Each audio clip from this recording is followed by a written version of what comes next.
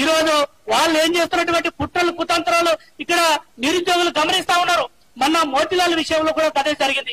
మోతీలాల్ తానంతటికి తానే ఆమరణ నిరాదీక్షను విరమించుకోవడం జరిగింది. ఎందుకు విరమించుకున్నదో తెలుసా? అంటే దీని వెనుక హరీష్ రావు అదేవిధంగా బాల్క సుమన్ ఇద్దరు కుట్రదారులు దాగి ఉన్నారు. వీళ్ళు మమ్మల్ని చంపుతారని ఆయన లేకపోతే ఎందుకు, ఇక నేను ఆమరణ నిరాదీక్ష విరమించుకుంటా, లేకపోతే ఈ కొడుకులు చంపేస్తారు నన్ను అని చెప్పేసి డాక్టర్లకు చెప్పో, లేకపోతే ఏనుండో రాత్రి గొంతు తీసుకు చంపేస్తే నేను చచ్చిపోతా దేవుడా అని ఆమరణ నిరాదీక్ష విరమించుకున్నాడు. బయటకు వచ్చి ఆఫ్ ది రికార్డ్ గా మాట్లాడినటువంటి పరిస్థితి. కాబట్టి ఈ రోజు విద్యార్థి నిరుద్యోగులను చంపేటువంటి పరిస్థితికి వచ్చారు. వాళ్ళ మీద శివరాజకీయాలు గతంలో చేసిన తెలంగాణ ఉద్యమంలో మేము చూడని తెలంగాణ ఉద్యమమా? మేమే కదా ఏనాడు కూడా ఉస్మాన్ యూనివర్సిటీకి హరీష్ రావును కానీ అదేవిధంగా కేసీఆర్ రానియలేము. ఇక మేము ఉద్యమం చేస్తే మేము తెలంగాణ రావాలనుకుంటే నువ్వు ఆమరణ నిరాదీక్ష చేసి రసం తీసుకుంటే, జ్యూస్ తీసుకుంటే మేము తెలంగాణ ఉద్యమాన్ని కొనసాగిస్తామని చెప్పి ఆనాడు తెలంగాణ ఉద్యమాన్ని కొనసాగించి తెలంగాణను తెచ్చుకున్నాం మేము విద్యార్థి నిరుద్యోగులం ఆ రోజంతా. కానీ నువ్వు దాని పేరు మీద 10 ఏళ్లు పరిపాలించినావు కదా, ఇప్పటికైనా మీకు ప్రేమ వాళ్ళ మీద మీ పాపాలు కడిగేసుకున్న ప్రయత్నం చేస్తే ఒకవేళ మీరు ఆమరణ నిరాదీక్ష చేయమని చెప్పేసి మన ముఖ్యమంత్రి గారు రేవంత్ రెడ్డి గారు కోరడం జరిగింది.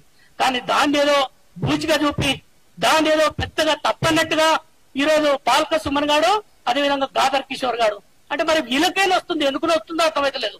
ఈ కొడుకులకి ఎవరు లేరుగా వాళ్ళ పార్టీలో అంటే వీడు వస్తాడు, బాల్క సుమన్ గారు అంటే వీడు వస్తాడు. అంటే మేము దళితులమనా బిడ్డ? మేము దళితులమే, మేము మాదిగలం, చెప్పు తీసుకొని కొడతాం, మాదిగలు కుట్టినా చెప్పుతో తంతామని చెప్పేసి సందర్భంగా హెచ్చరిస్తా ఉన్నాం. ఎందుకోసమనంటే మీరు ఎవరికి దళితులకి ఏం ఉపయోగపడలే, దళితులనే ఉద్ధరించలే. ఆనాడు కేసీఆర్ దగ్గర దొర దగ్గర మోతేచి నీళ్లు తాగిన వాళ్ళే మీరంతా. కేసీఆర్ వేసిన బిస్కెట్లను కుక్కల్లాగా తిన్నోళ్ళే మీరంతా. మాకు తెలియదారా? మీరు ఏమన్నా దళితులను కలిసిరారా? ఏమన్నా దళితులను ఉద్ధరించిరారా? వాళ్ళ ఇళ్లలో పోయిరారా? వాళ్ళ ఇళ్లలో అన్నం తిన్నారా?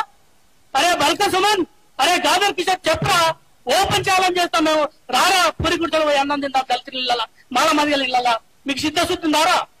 కానీ ఈ రోజు ఏదో ఒకవేళ పుచ్చుకొని దొర దగ్గర మార్కులు కొట్టేయాలని అరే మీ బతుక అయిపోయిందిరా. ఇక మీరు మాట్లాడతో మీరు విద్యార్థి నిరుద్యోగుల పక్షాన మాట్లాడేటువంటి నైతిక హక్కు పోయిందిరా అని చెప్పేసి సందర్భంగా హెచ్చరిస్తా ఉన్నాం.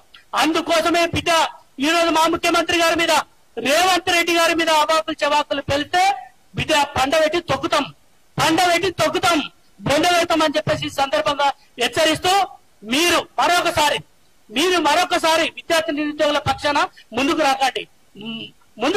ఎందుకంటే మీ లోపల కుట్రలు కుతంత్రాలు దాగున్నాయి. కాబట్టి ఫైనల్ గా ఒక విషయం చెప్పదలుచుకున్నా, డిఎస్సి రాసేటువంటి అభ్యర్థులైనా అదేవిధంగా గ్రూప్ 1 గ్రూప్ 2 రాసేటువంటి అభ్యర్థులకైనా ఒక చిన్న రిక్వెస్ట్ చేస్తా ఉన్నా.